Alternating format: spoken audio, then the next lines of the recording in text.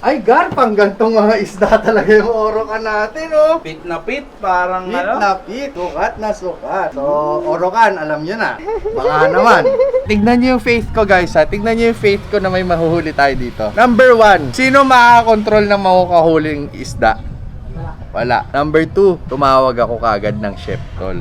Para maiba taman. Alam ko kagad, tol, I can feel it. May mahuhuli tayo, catch and cook tayo. Sino makakapag-direct ng pre, di ba? Sino makakapagsabing scripted ko? Eh, nasa open water kami, di ba? So next, nagdala kami ng chef, catch and cook tayo, sabi ko agad. Di ba, nasa bahay pa lang, sabi ko na, catch and cook tayo ngayon. Kasi ang lakad natin for today ay catch and cook.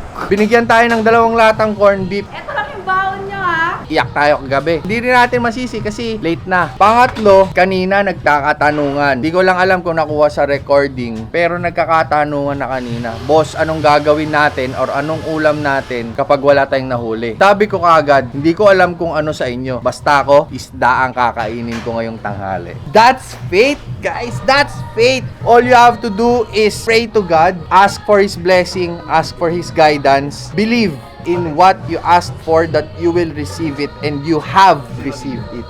That's faith. Sarap.